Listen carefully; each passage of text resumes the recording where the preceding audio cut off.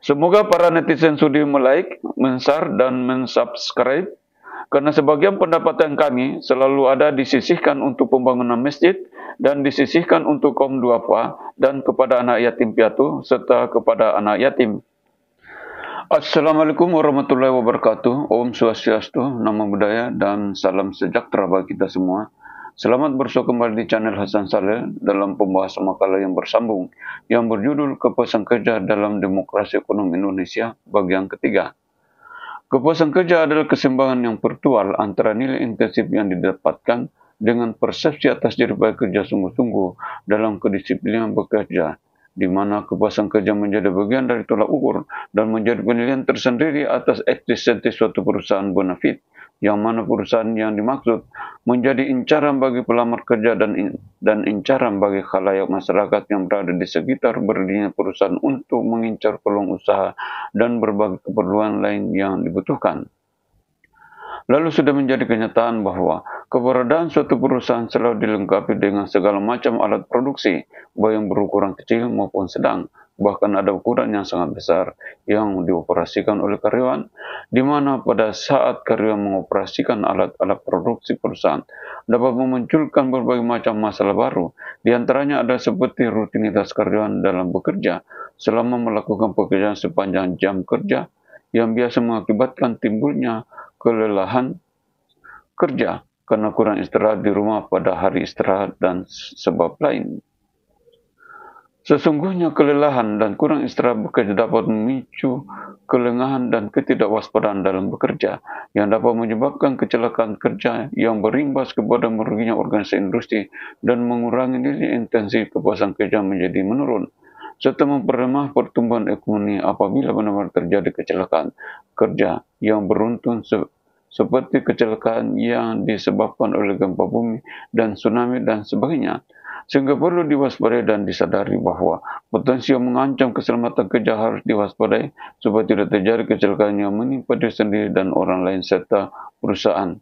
Kemudian perlu diingat dan digarisbawahi bahwa penyebab kecelakaan kerja disebabkan oleh faktor manusia 80% dan faktor alam sebanyak 20%. Sebagaimana yang diutarakan oleh Bernard dan Rumendang tahun 1985. Kecelakaan kerja yang disebabkan oleh perbuatan yang tidak selamat memiliki porsi 80% dan kondisi yang tidak selamat sebanyak 20%. Kecelakaan kerja dapat menimbulkan kerugian bagi perusahaan dan karyawan, baik berupa kerugian materi, fisik, dan psikologis, sehingga harus diwaspadai selalu supaya tidak terjadi kecelakaan dalam lingkungan kerja maupun di luar lingkungan kerja. Jadi agar supaya mendapatkan kepuasan kerja yang sempurna, maka potensi-potensi yang kemungkinan menimbulkan kecelakaan harus diwaspadai dan dihindari, karena kecelakaan mengintai kelengahan dan ketidakwaspadaan setiap saat. Cuma dari beberapa riset membuktikan bahwa perusahaan yang memiliki jumlah alat produksi yang banyak dalam setiap tahun selalu ada saja kecelakaan yang terjadi, sehingga hasil riset menyimpulkan bahwa perusahaan yang memiliki jumlah alat produksi yang banyak tidak bisa menurunkan kecelakaan dalam setiap tahun, tetapi kecelakaan bisa dikurangi. Lalu supaya perusahaan berdiri kokoh, aman, terkendali, dan mendapatkan profit yang besar, maka perusahaan harus meningkatkan ketaatan membayar pajak untuk mendukung terbentuknya unit-unit tindakan pencegahan segala macam bentuk kejahatan yang dibentuk oleh lapisan masyarakat dan mahasiswa-mahasiswi dalam rangka membantu aparatur negara mengembangkan tugas menghilangkan semua kejahatan dan semua keangker-murkaan di seluruh wilayah Indonesia yang begitu luas dengan berbagai macam karakter kemanusiaan yang berbeda-beda. Tidaklah semudah yang kita bayangkan, tetapi suatu tantangan yang harus dilakukan demi mewujudkan pencapaian keadilan dan kemakmuran, serta mewujudkan dengan cepat tercapainya pertumbuhan ekonomi yang tangguh bagi bangsa dan seluruh warga negara Republik Indonesia.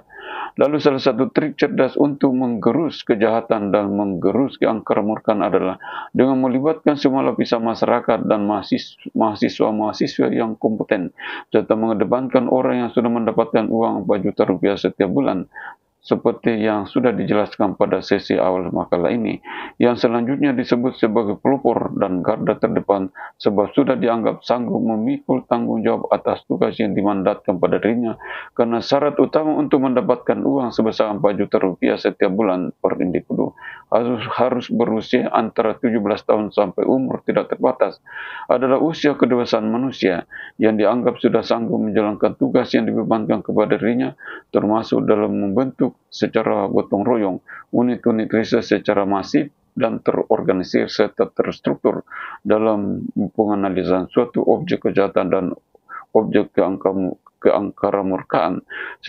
Setelah suatu kasus terbukti, maka segera melapor kepada badan hukum yang ditugaskan dan berwenang menindaklanjut kasus yang ditemukan, sambil memantau terus kasus yang dimaksud supaya penyelesaian kasus yang diharapkan. Cuma dalam rangka membentuk unit-unit riset dan cara mendapatkan data serta sistem pengawasan menyeluruh dan sistem intelijen, harus ada pencerahan yang spesifik dari para ahli khusus yang disesuaikan dengan bidang masing-masing, yang disinkronkan dengan objek kejahatan apa saja yang akan diteliti dan objek apa saja yang dapat menimbulkan keangkaramurkaan, sehingga menghasilkan riset yang diharapkan menyelesaikan segala macam kejahatan dan tidak menimbulkan keangkaramurkaan. Adapun tugas yang dimaksud yang harus dilakukan oleh mahasiswa-mahasiswi dan lapisan masyarakat yang ingin bergabung mengatasi bentuk-bentuk kejahatan dan mengatasi keangkaramurkaan adalah sebagai berikut. 1. Penjagaan dan pengawasan keuangan di bank syariah. Menjaga dana pendidikan, dana kesehatan, dana jaminan hidup, dan dana perumahan yang tersimpan dalam bank syariah. Karena dijadikannya bank syariah sebagai tempat penyimpanan dana pendidikan, dana kesehatan, dana jaminan hidup, dan dana perumahan. Oleh karena nilai profit bank syariah lebih tinggi dibanding dengan bank konvensional. Di samping itu memanfaatkan kegiatan rutinitas penjagaan dan pengawasan yang berlangsung terus-menerus dari masyarakat dan mahasiswa-mahasiswa dalam rangka menanggulangi risiko investasi bank syariah, sebagaimana kenyataan bahwa risiko investasi bank syariah baik pemberi pinjaman maupun penerima pinjaman sama-sama menanggung risiko tinggi yang sangat membutuhkan pengawasan yang ketat dari pihak yang kompeten. 2. Kewajiban menjadikan intelijen pasar. Dalam rangka mengendalikan gejolak pasar dan menstabilkan harga kebutuhan pokok di pasar, maka diperlukan intelijen pasar untuk memantau terus kegiatan transaksi pasar di seluruh wilayah Indonesia. 3. Kewajiban menjadi intelijen makanan, obat, dan minuman. Penting sekali melakukan pemeriksaan terus-menerus terhadap segala macam bentuk produk makanan, minuman, dan obat-obatan untuk memastikan standar produk mengikuti aturan dan memastikan masa kedaluarsa produk makanan, minuman, dan obat masih berlaku, serta mengantisipasi jangan sampai produk makanan, minuman, dan obat-obatan mengandung racun. 4. Kewajiban mendata setiap masyarakat yang berhak maupun yang tidak berhak dan yang sudah mendapatkan uang maupun yang belum mendapatkan uang dari Demokrasi Ekonomi Indonesia sebanyak 4 juta rupiah setiap bulan per individu, untuk memastikan setiap orang sudah mendapatkan bantuan uang sebesar 4 juta rupiah setiap bulan. 5. Kewajiban menjalankan intelijen keuangan. Menjaga arus uang keluar masuk negara dan memantau peredaran uang dalam negara yang bergerak dalam APBN maupun yang bergerak dalam BUMN dan BUMS, badan usaha milik swasta, serta memantau peredaran uang melalui pasar modal dan melalui pemantauan langsung di masyarakat dalam rangka mengendalikan tingkat inflasi dan untuk mengetahui kebocoran anggaran keuangan serta untuk mengetahui tingkat daya beli masyarakat yang selanjutnya dijadikan sebagai bahan acuan dalam keputusan negara dalam hal keuangan. 6. Kewajiban menjalankan intelijen proyek negara dan proyek swasta. Memantau terus segala macam proyek baik yang skala kecil, skala sedang maupun yang skala besar yang dikerjakan swasta maupun yang dikerjakan negara untuk memantau peredaran keuangan di masyarakat dan untuk memantau tingkat kebocoran anggaran keuangan. 7. Kewajiban menjalankan intelijen fiskal. membina masyarakat dalam menggerakkan usaha supaya menghasilkan pajak dan berusaha menumbuhkan kesadaran masyarakat untuk membayar pajak. Kemudian harus mengetahui segala macam objek yang telah menghasilkan pajak maupun objek yang tidak menghasilkan pajak lagi, lalu didata untuk mensinkronkan data perpajakan yang sudah masuk ke Direktorat Jenderal Perpajakan atau Ditjen Pajak DJP. 8. Kewajiban menjalankan intelijen kelautan. Menjaga perairan kelautan Indonesia yang begitu luas membutuhkan bantuan dari lapisan masyarakat dan mahasiswa untuk mengumpulkan data yang digunakan dalam pengembangan penyidikan dan pengaturan lalu lintas perairan kelautan serta untuk mengembangkan potensi usaha apa saja yang dapat dikembangkan dan untuk meneliti tingkat pencemaran kelautan. 9. Kewajiban menjalankan intelijen pertanian. Dalam rangka menjadikan sektor pertanian yang berswasembada pangan, maka kegiatan membina masyarakat harus selalu dilakukan terus untuk mengembangkan segala macam komoditas pertanian yang menghasilkan hasil pertanian yang unggul dan aktif terus mencari data yang dibutuhkan dalam pengembangan sektor pertanian serta aktif terus mencari teknologi pertanian yang menunjang hasil pertanian dan mencari peluang pemasaran hasil produk pertanian yang potensial. 10. Kewajiban menjalankan pemantauan perikanan.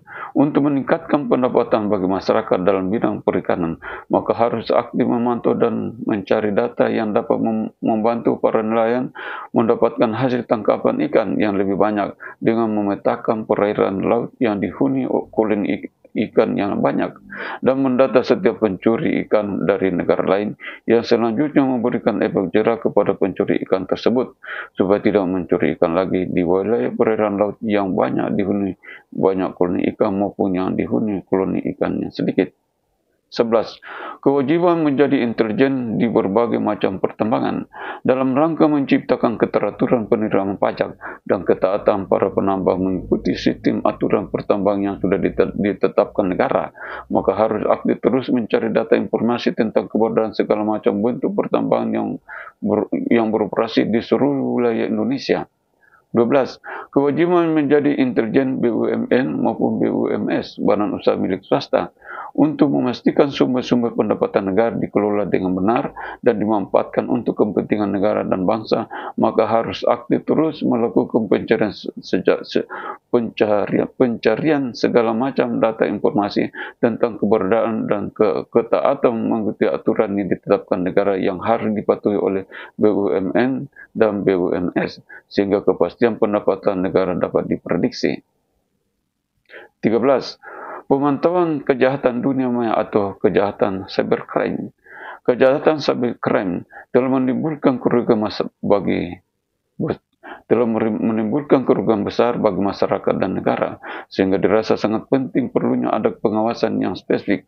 Modus operandi yang dilakukan para pelaku kejahatan cybercrime adalah dengan berbagai macam cara dilakukan oleh pelaku kejahatan dunia maya seperti sebagai berikut. 1. Melakukan perekaman nomor PIN ATM kepada para korban target di pasar yang menggunakan transaksi melalui kartu ATM dan di tempat-tempat berdirinya stand ATM.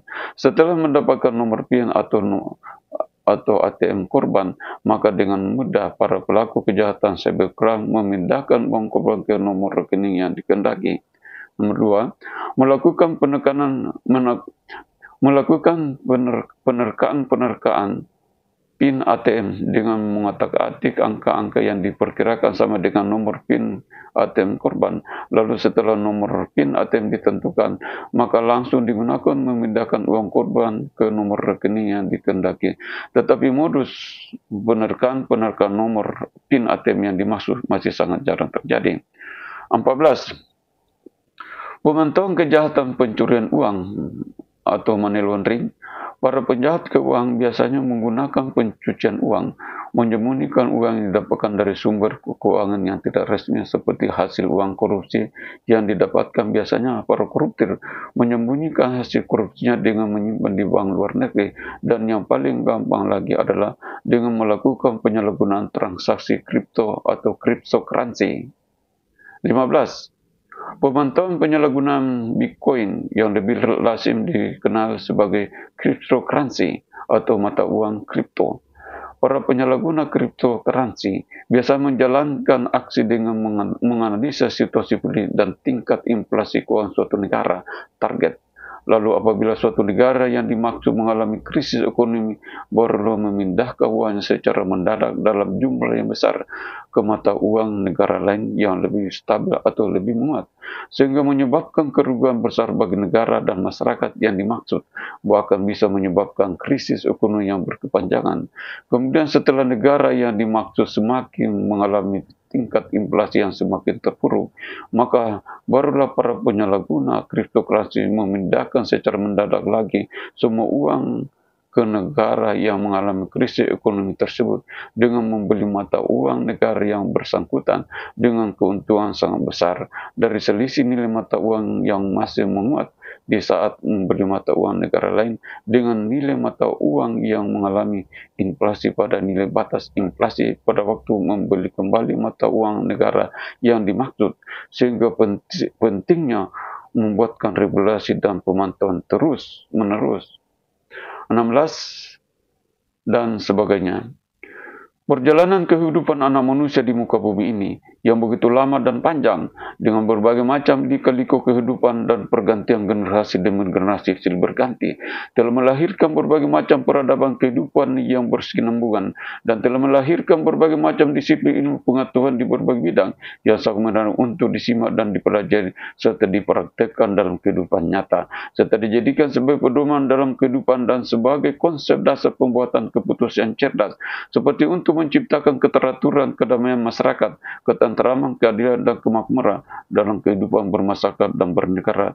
Kemudian selanjutnya harus membuat aturan tugas-tugas yang harus dilakukan mahasiswa dan lapisan masyarakat sebagaimana telah diterangkan di atas dalam rangka mendukung dan membantu aparatur negara menyelesaikan segala macam persoalan sehingga dapat menggerus semua kejahatan dan menghilangkan keangkarmurkaan yang melahirkan tatanan kehidupan yang harmonis dalam kehidupan berbangsa dan bernegara. Manusia telah diciptakan oleh Tuhan Yang Maha Esa sebaik-baik makhluk hidup di muka bumi. Sekaligus manusia dijadikan Tuhan Yang Maha Esa sebagai khalifah penguasa jagat raya. Karena manusia diciptakan Tuhan Yang Maha Esa dilengkapi segala macam kelengkapan kehidupan yang sempurna. Seperti antaranya adalah akal pikiran, sebagaimana kita rasakan dalam mengarungi kehidupan nyata.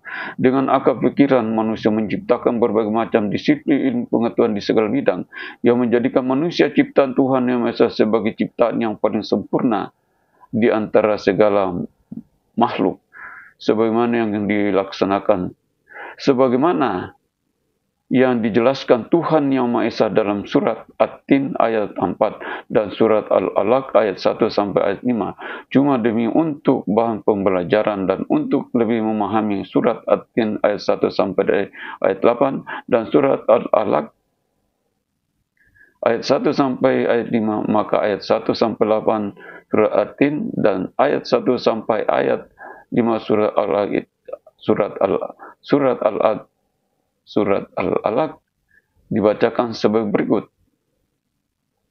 Bismillahirrahmanirrahim. Wattini waszaitun wa turi sinin wa hadzal baladil amin. Laqad khalaqnal insana fi ahsani taqwim. Summa radatnahu asfala safilin. Illal ladzina amanu wa amilus salihati falahum ajrun ghairu mamnun. Wama yukazzibuka ba'du biddin. Alaihissallahu biahkamil hakimin. Dengan artinya, demi buah tin dan buah zaitun, demi gunung Sinai dan demi negeri Mekah yang aman ini, sungguh kami telah menciptakan manusia dalam bentuk yang sebaik-baik. Kemudian kami kembalikan dia ke tempat yang serendah-rendahnya. Kecuali orang-orang yang beriman dan mengerjakan kebaikan, maka mereka akan mendapatkan pahala yang tidak ada putus-putusnya. Maka apa yang menyebabkan mereka mendustakan tentang hari pembalasan setelah adanya keterangan-keterangan itu? Bukankah Allah hakim yang paling adil? Kemudian surat Al-Alaq sebagai berikut. Bismillahirrahmanirrahim. Iqra bismi rabbikal ladzi khalaq. Khalaqal insana min 'alaq. Iqra wa rabbukal akram. Alladzi 'allama bil qalam. 'Allamal insana ma lam ya'lam. Yang artinya, bacalah dengan menyebut nama Tuhanmu yang menciptakan. Dia telah menciptakan manusia dari segumpal darah. Bacalah dengan Tuhanmu lah yang Maha Pemurah, yang mengajarkan manusia dengan perantaraan qalam. Dia mengajarkan kepada manusia apa yang tidak diketahui. Assalamualaikum warahmatullahi wabarakatuh.